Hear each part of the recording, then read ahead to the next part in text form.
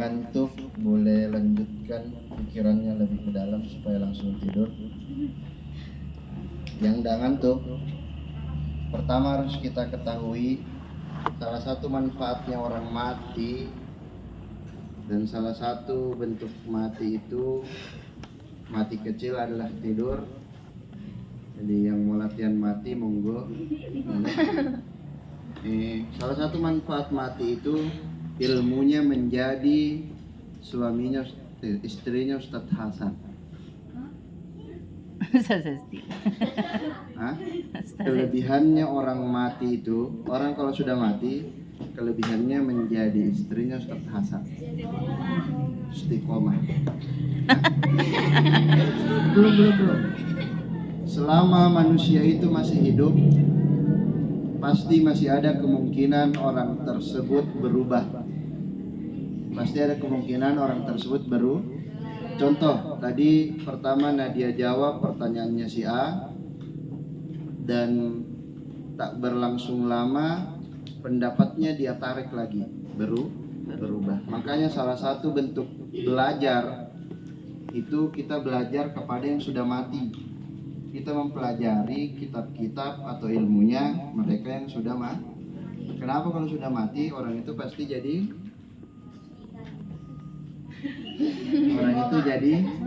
ya istrinya Ustadz Oke. Ya, itu salah satu hikmah kematian ya.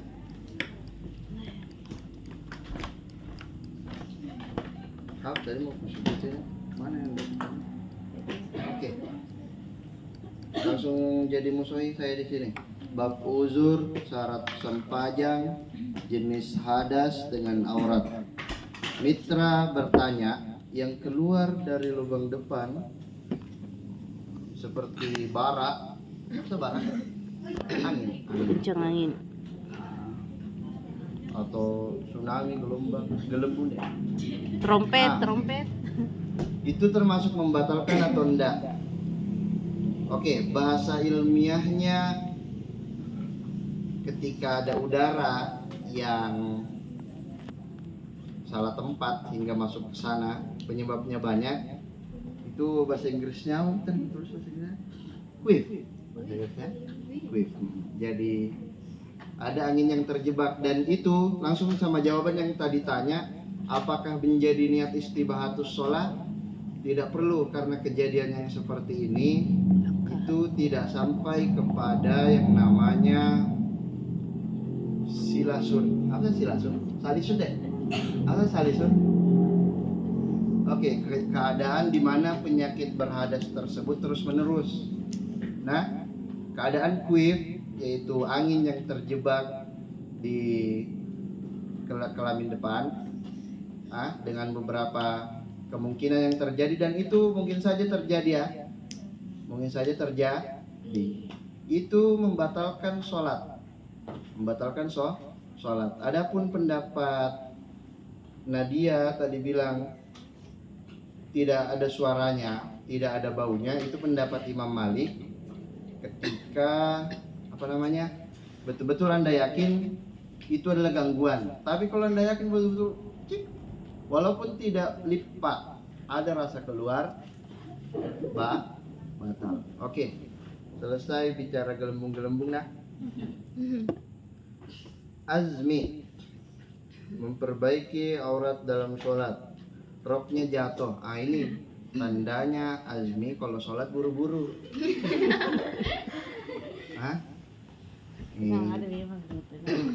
Iya. Ada keadaan yang seperti itu, tapi kita ambil yang bagi Siti Naya selayaknya. Bagusnya itu ya, namanya sholat itu kita ketemu Tuhan, hadiahnya juga dari Tuhan. Sebisa mungkin siap memang sebelum masuk.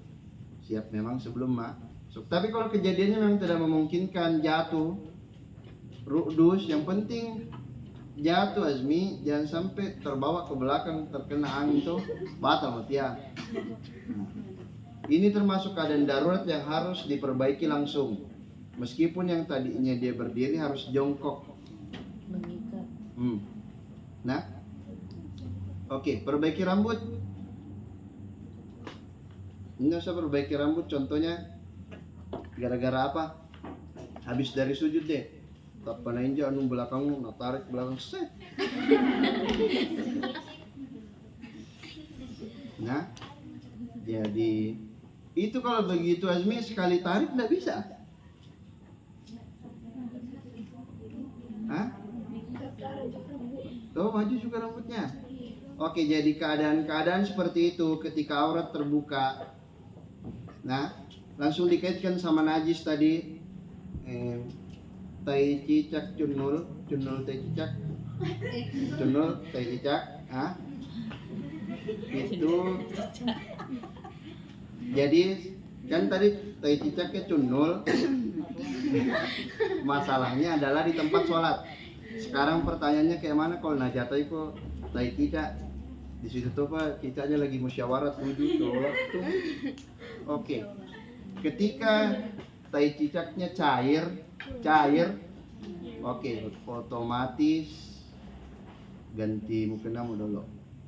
Atau kalau mau bersihkan lagi kasih kena air. Di mana keadaan-keadaan tidak bisa dihilangkan. Begitu juga tadi aurat ya Azmi, ketika tidak bisa lagi diperbaiki dengan hitungan 3 gerakan. Nah, atau banyak gerakan yang sampai aku bilang penitimu lepas, pakai peniti soalnya tuh Mia. Tidak mau tusuk sampai dagingmu supaya tidak lepas. Nah, jadi kadang-kadang di mana tidak bisa diselamatkan aurat atau najis menimpa langsung, tidak bisa kan tidak boleh diambil pakai tangan, entah diketek atau di mana, diapain itu? Iya. Itu mau tidak mau batal. Beda cerita sama tai cicaknya cunul kalau ada di tempat sholat. Boleh ki melangkah sampai 2 langkah ke belakang, ke samping kanan atau ke samping kiri. 2 langkah, karena langkah penutup itu langkah ketiga, berarti 3 gerakan. Bisa pindah. Dan jadi masalah kalau Anda lagi sholat berjamaah. Tepat di depanmu, dada-dada di situ tai cicak 5. Nol. Kalau begitu, kayak mana salahmu? Salah satu syarat sholat itu meyakini bahwa diri badan bersih, pakaian bersih, tempat yang ditempati sujud juga bersih. Jadi hati-hati. Salah satu kehebatan pengaji begitu.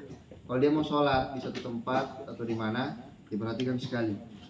Ada cundul pertanyaannya, tai cicak? Oh, tidak ada. Tai cicak dan kawan-kawannya. Lanjut. Ada mau bantah langsung angkat tangan saja. Kalau sementara sholat Ustaz dapat jatuh itu tai cicak. Itulah aku bilang. Nah, kalau di tempat sholat sementara Anda lagi sendirian, bisa pindah 2 gerakan, bahkan lebih. Kan intinya tidak boleh 3 gerakan langsung. Tidak boleh 3 gerakan langsung di sholatnya tempat jatuh di sini. Cara pindahnya langsung. Kalau berada di tengah-tengah. Atau ke belakang. Atau mau main ke depan begini bisa. Mau gocek jatuh lagi dari sini. Ya itu kalau berjamaah. Mundur mau sekali ambili, mundur. Begitu kulihat kemarin di sana. Mundur ambili batal sholat. Kan batal sholat itu bisa masuk lagi. Masbuk. Iya, masuk tumi masbuk. Jadi pendapat saya juga pendapat orang hidup ya, bisa jadi berubah. Lanjut. Anna bertanya, perempuan budak auratnya kok sama kayak laki-laki? Itu seakan-akan tidak adil. Sedangkan kalau ditarik bahasa adil itu tentang perempuan dianggap setara dengan laki-laki itu sudah di tahun 1900-an. 1900-an. Ini kejadian mulai diperhitungkan 1400 tahun yang lalu. Yang hitungannya itu sudah agak adil untuk perempuan. Kata budak itu sama pangkatnya kayak hewan. budak itu hitungannya hewan. Kasih makan, kasih baju. Islam sudah mulai diatur. Jadi agak sedikit kemanusiaan walaupun sedikit. Tapi sebelumnya keadaannya itu betul-betul mau kasih makan, apalagi bicara baju atau tidak. Nah, masalah mahram, tuannya itu mahram hitungannya, bukan ya betul-betul budak itu mau diapain tuannya sembarang, karena hitungannya kayak hewan. Alhamdulillah ada lagi sekarang budak yang begitu. Tapi kalau budak teknologi tidak bisa lepas dari gadget masih banyak. Kentut nah. Oh ya, kentut lewat depan ada tadi ya. Rita, Sita, apa tadi namanya? Wif. Oke. Itu lagi Rara. Astagfirullah. Kenapa tidak boleh lebih dari 3 gerakan? Sholat itu kita kan ketemu sama Tuhan, sama Allah. Kalau Anda memang punya hati menghormati Allah, itu cobalah kalau di depannya penang guru, di situ kok garuk-garuk kan sana sini. Padahal itu baru depannya nang guru nah. Jadi itu bentuk penghormatan untuk Allah. Linda kerja sampai lupa waktu. Ya, digaji banjur sampai lupa waktu Linda. Kerja. Yang perlu diketahui, sholat. Nah, ada waktunya. Jam berapa sholat asar Anda? Kurang lebihnya. Jam 3 lewat. Ganti tas mati. Ya. Jam 4. Bos dengan 4. Sampai Ini apa kupas tadi? Warung majaron. Ya. Jadi gini. Kesalahan kita itu seakan-akan sholat itu harus di jam 4, zuhur harus di jam 1. Ya kalau subuh jelas, subuh dengan maghrib itu waktunya tidak terlalu panjang. Isya harus jam 8, kesalahannya di situ. Kan jam kerja normalnya orang itu jam 5 pulang Linda. Nah, jam 5 pulang. Jam 5 ke maghrib itu masih waktu asar. Jangan juga nanti Anda terlalu saleha. Dengar suara azan, aku tinggal dulu kerjaku yang saya mau sholat. Jam 5 itu masih waktu asar juga waktu asar. Bukan berdosa Anda sholat di jam 5, bukan. Anda sholat zuhur jam 3 itu bukan berdosa. Makanya kadang 1-2 kali saya contohkan sholat asarku itu 10 menit sebelum maghrib. Sholat zuhurku biasa 10 menit sebelum asar. Supaya Anda tahu itu masih waktunya zuhur, itu masih waktunya asar. Jangan dicontoh. Kalau gara-gara lu tanopi dah. Padahal itu tadi baru Nadia yang jawab ya, tawadu tumina ini. Afni, nahan kentut.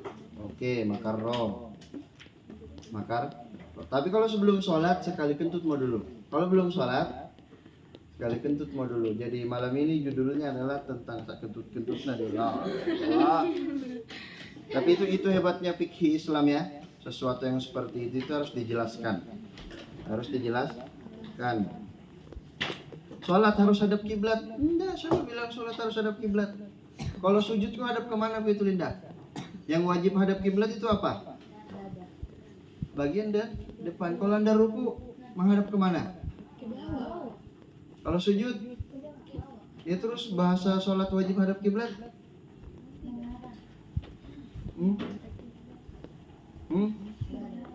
Tetap wajib ya. Ini bahasa-bahasa.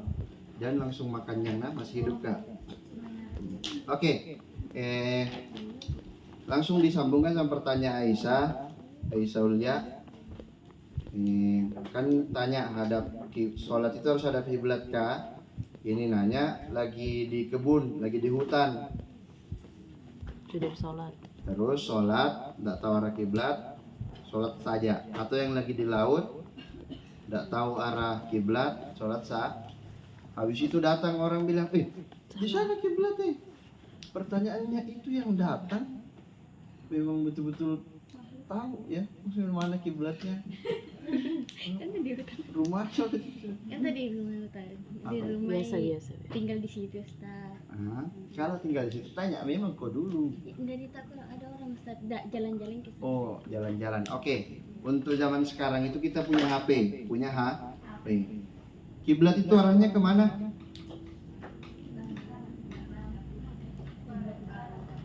Ke barat. Kalau Anda bilang kiblat itu arahnya ke barat, seandainya kita di sini punya laptop agak mahal, ada proyektor, kita download Google Earth Pro, kalau ditembak lurus ini kenaknya di Afrika, bukan kok ke Ka'bah. Kalau arahnya ke barat. Kita itu di Indonesia 1 derajat lagi tembus ke barat laut. Bukan barat full. Timur Tenggara, Timur Tenggara, Selatan, Barat, Daya, Timur. Ya begitu, barat, utara, timur, laut. Ini begitu, barat laut. Jadi tidak full ke barat, itu kesalahan pertama ya. Bukan ke barat. Kalau HP-mu, kan sekarang ada HP, setiap HP ada kompas. Kecuali Samsung Seke, kadang harus download sendiri lagi. Tapi yang lainnya HP bawaan itu pasti punya kompas, sistem navigasi.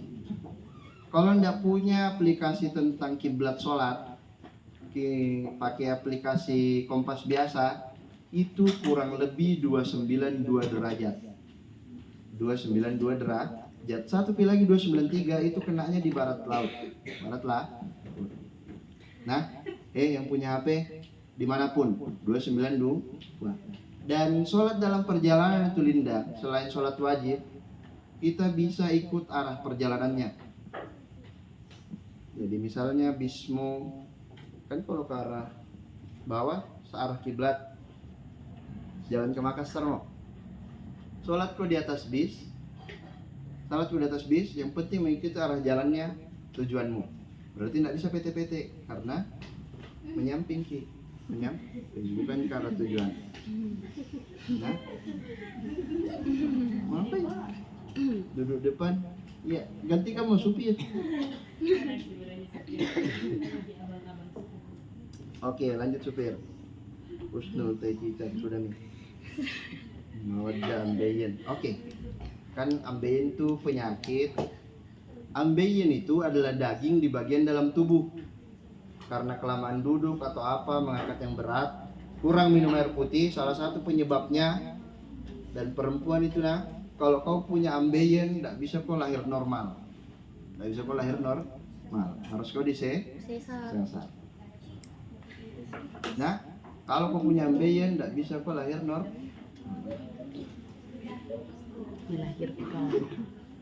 Melahirkan normal, bukan lahir normal, melahirkan. Oke, ketika dia keluar dalam keadaan parah, itu nanti kenanya di hitungannya orang yang selalu berhadas. Maka niat sholatnya nanti istibahah. Apa itu istibahah? Begini. Kita itu kalau santriyah.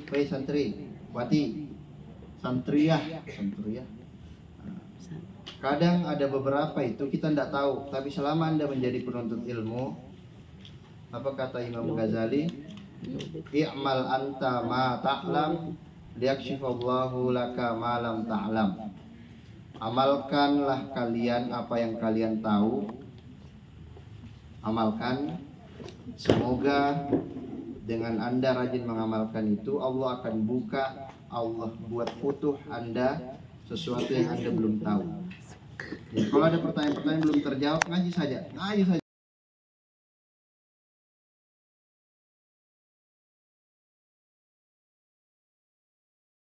Bersama Allah. Yang penting intinya ngaji terus. Oke, selesai ambeien termasuk penyakit. Itu bagian dalam yang keluar, berarti hitungannya dia kayak najis terus. Itu istibahatis sholat mulai dari wudhu. Jadi dia mulai dari wudhu, niatnya bukan menghilangkan hadas, tapi supaya boleh sholat. Nah, dari wudhu ke sholatnya juga begitu. Jadi yang belum paham, cepat-cepat kau pintar baca kitab, rajin memang mau. Gampang jika apa mubtada khabar fil fa'il maf'ul bih tuh. Akila, sholat datang tamu. Sholat datang tamu, dibatalkan sholat? Tidak. Tidak. Dinyaringkan suara. Allahu rabbin nas, malikin nas. Muusir. Ini yang jadi masalah adalah perempuan. Perempuan itu tidak sembarangan bisa mengangkat suaranya. Nah, jadi jalani saja sholat mana, jalani saja sholatmu. Kalau memang orang tuamu yang panggil sudah terlanjur mau kunci, tidak berhenti, daripada tidak fokus kau juga di situ, rare lagi tada dibuang Allah bismillahirrahmanirrahim alhamdulillah. Sholat wali apa di luar gedor piring warna piring batal mau kok walau bol piring warna. Kalau sudah mau kode syarat kode itu kan otomatis dengan Anda mengkode itu ada niat lain, tapi datangkan juga niat itu zikir. Itu seperti itu. Dan tidak mungkin jadinya semata-mata zikir karena ada tujuan lah. Maka 2 zikir sekaligus memperingatkan. Begitu juga ketika Anda memperingatkan temanmu salah, kan? Jangan niat tepuk tangan untuk menegur saja. Cuman juga. Iya kayaknya.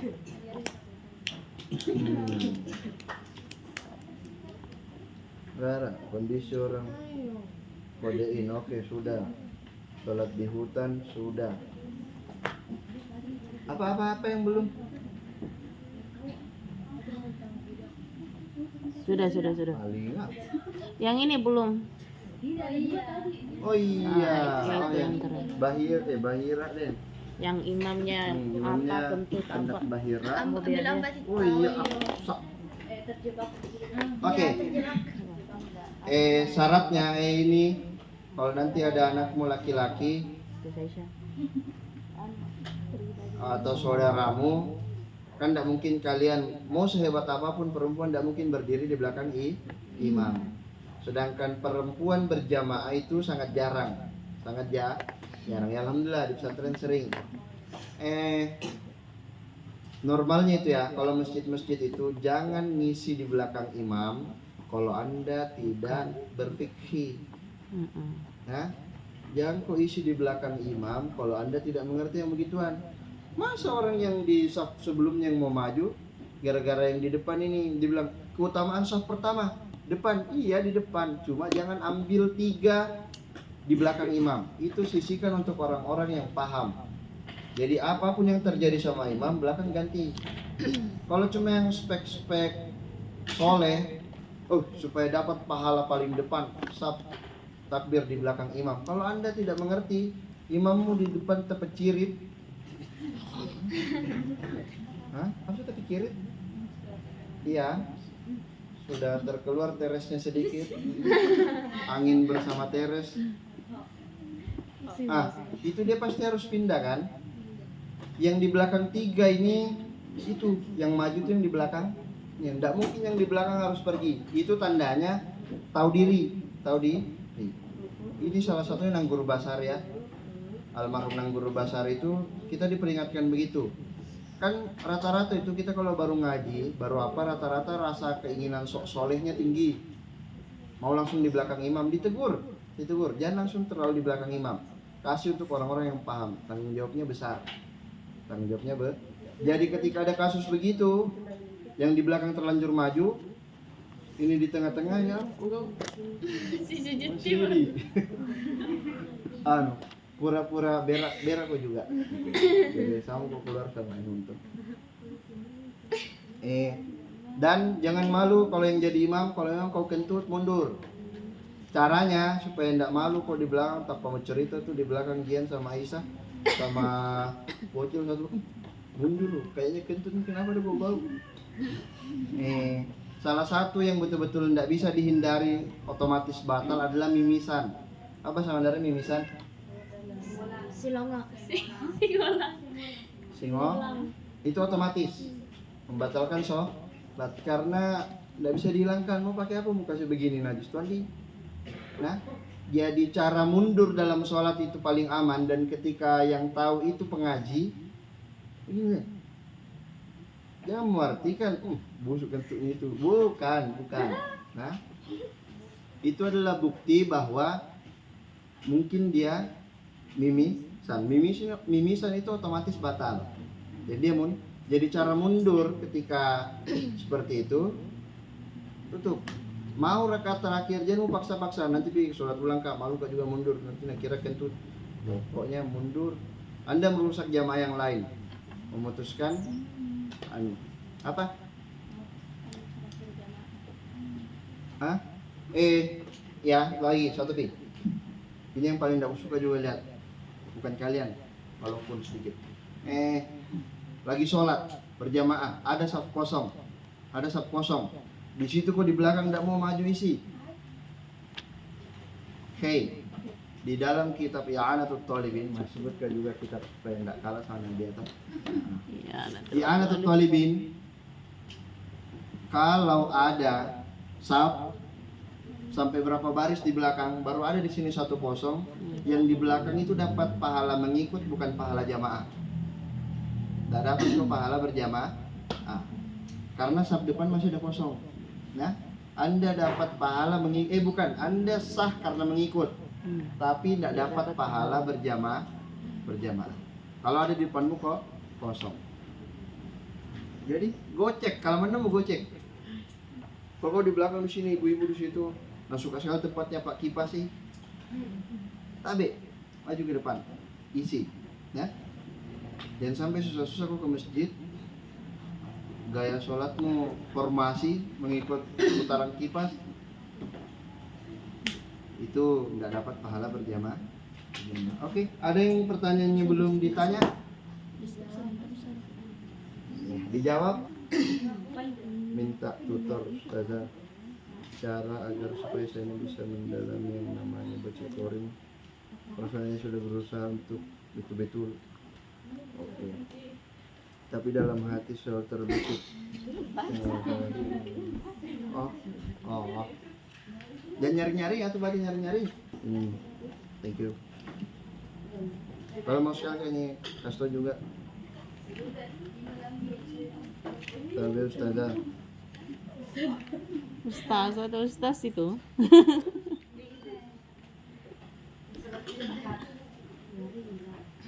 Ya, udah tak baca tulisannya, terlalu cantik. Kasih nyaring Ustaz. Bagus. Ini sudah kayak status satu hari pakai begini. Ini tulisannya paling keren kayak tulisan apa nih?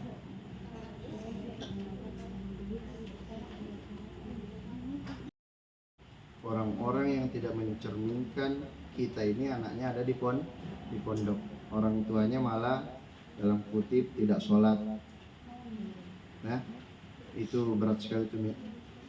Jadi ada teman saya, bapaknya sholatnya sudah tamat setahun 2 kali. Apa mau sholat apa mau? Idul Adha, Idul Fitri. Alhamdulillah anaknya punya perkembangan. Nah, sama-sama ke ziarah kubur ke temanku yang sudah meninggal. Pertanyaan pentingnya adalah dia tahu 3 kali tidak sholat Jumat kan kafir. Ya. Jadi saya sholat Jumatnya 3 minggu sekali, tidak kafir kan? Insya Allah ada perkembangan sedikit. Bapaknya kan tamat 2 kali setahun 2 kali. Nah ini anaknya sudah lumayan lah. Ada perubahan, tapi tetap sesat. Itu cara jawabinya lebih berat, cara jawabinnya lebih berat. Nah, kalau yang punya keluarga yang tidak sholat di rumah, dakwah itu tidak selamanya pakai lisan, tidak pakai lisan. Dengan Anda rajin-rajin di situ miak-miak baca Quran, sholat, minta takarai, kalau nggak sembahyang, Tapi kan itu orang tuamu, ajak 1-2 kali. Ajak 1-2 kali. Kalau saudaramu atau bagaimana, perlihatkan kalau Anda sholat. Rajin-rajin nyari-nyari ngaji, masih sendiri. Malu sendiri. Nah, kalau Anda merasa dirimu belum pantas untuk memberitahu atau ditolak, ya dulu duluan mau. Itu Anda kalau sudah tidak sanggup, ada yang namanya jalur doa. Jalur doa. Ya untuk sejauh itu yang saya bisa bantu, nah. Sorry Mom ya. Tapi seandainya saya kalau orang tua aku nggak sholat, ya, macam. Lalu sembahyang, ujungmu kok di neraka. Tapi pas sembahyang nih, tapi pas sembahyang sana atau mau? Apa? Ini terakhir. Oke, lagi ya. Ya. Kalau masih ada santriwati yang ganggu temannya sholat, bagus. Lanjutkan, itu tandanya Anda teman. Anda tidak mungkin mau mengganggu kalau bukan teman. Nah, itu tandanya sahabat. Mau satu, dari sisi pertemanan, kalau Anda diganggu sholat, itu tandanya sahabatmu. Oke. Kedua, dari sisi yang mengganggu, tidak ada waktu lain bisa mengganggu temanmu mainan. Lagi si kau pulang di situ mulai ada air.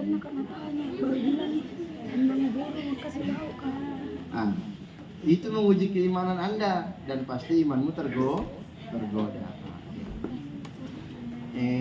Kurang-kurang itu bahasa bukan mainan yang begitu ya, bukan mainan. Seandainya saya pernah melihat budak apa begitu, digoreng 7 hari 7 malam. Apa? Bagus.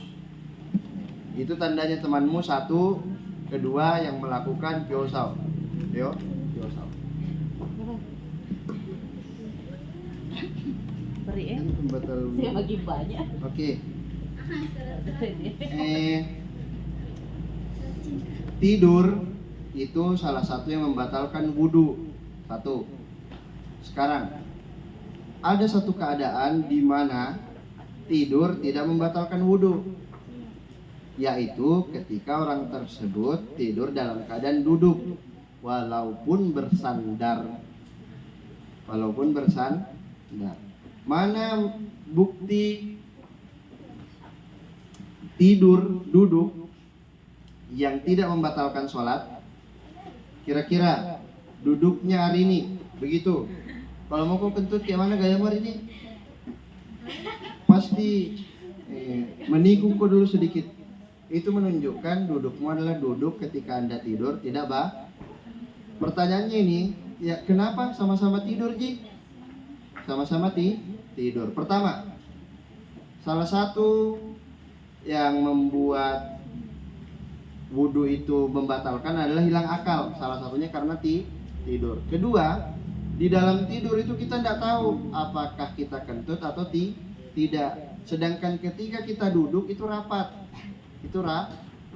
Maka menghilangkan sesuatu yang namanya supaya tidak keluar. Sedangkan kalau kita tidur normal, kita tidak tahu kapan keluarnya.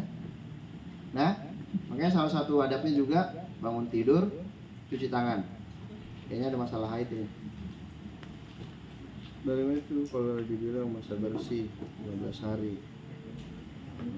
Kalau lewat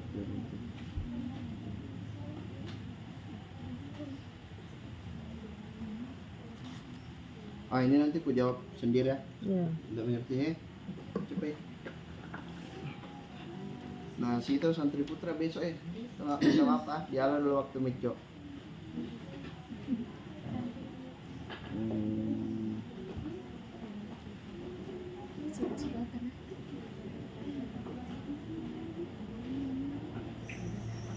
Oke. Nah, ada tuh beberapa masjid marbotnya, nah biarkan banyak tai cicak di situ. Oke, kan kalian jalan ke masjid aman. Nanti itu bukan masalah, karena jarang ke masjid. Kalau rumahmu sendiri, orang tuamu rajin, tidak mungkin biarkan ada tai cicak. Tidak mungkin ramai di situ tai cicak ngumpul. Kalau ada melihat tai cicak ngumpul itu di gudang, ngapain Anda sholat di gudang? Nah, cari tempat yang itu tadi saya bilang ya, pengaji selalu memperhatikan baju yang dia pakai, kesahan wudunya, sama tempat yang akan dia tempati sholat, karena dia mau menghadap Tuhan. Hadap tuh. Jadi pasti harus betul-betul dalam keadaan bersih. Pakai pensil lagi.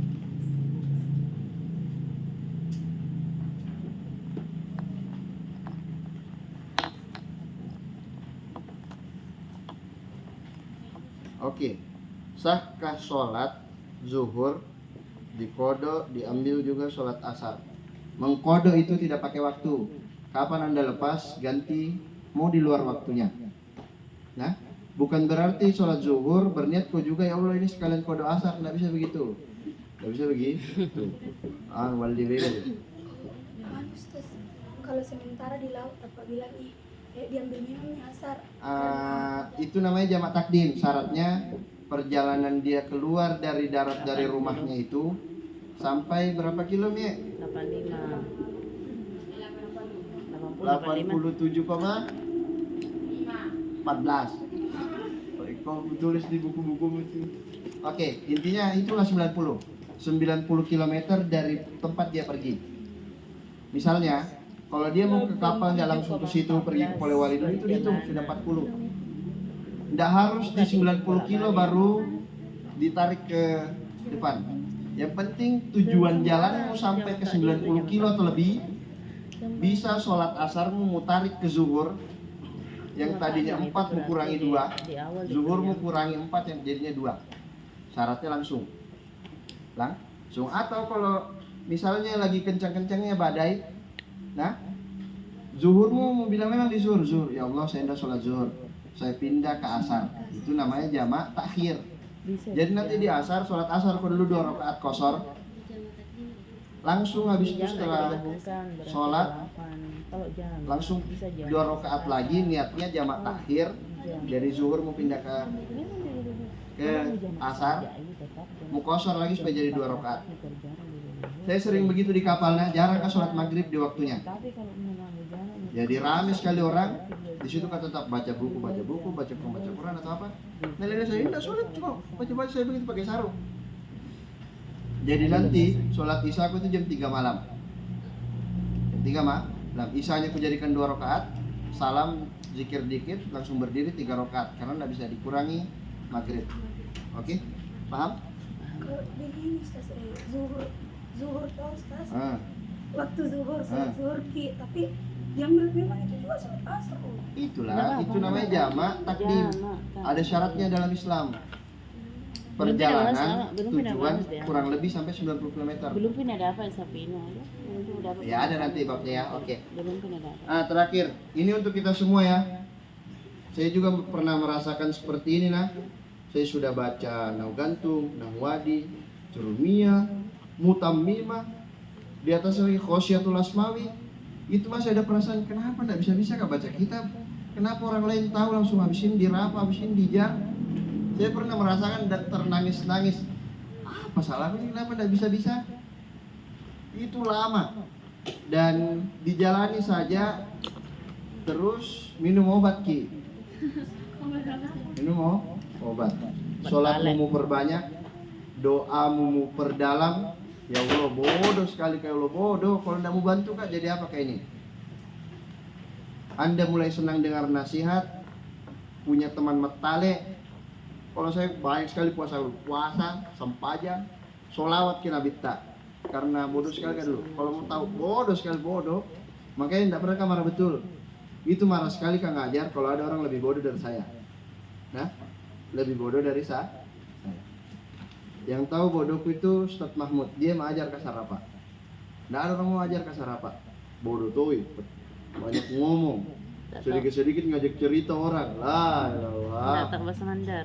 Nggak tahu bahasa Mandar. Berat sekali. Jadi kalau begitu, kata sulit. Dilihat jam terbangmu ketemu kitab sudah berapa banyak. Jam terbangmu ketemu kitab sudah berapa banyak. Jalani saja. Itu kalau anda tidak tahu berenang dan baru tahu berenang, sama nah. Jadi pencapaian pertama aku di Pambusuang tuh bisa berenang. 2 minggu pertama aku bisa berenang, bukan tamat sarapa. Tamat sarapa aku itu 27 hari. Satu kali tamat, bukan karena pintar, bodoh sekali.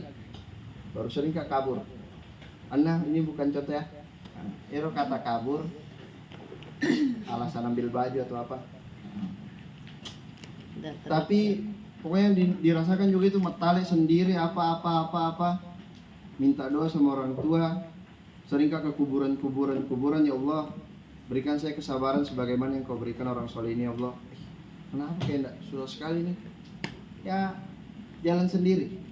Lama kelamaan Anda rajin tale itu kayak berenang.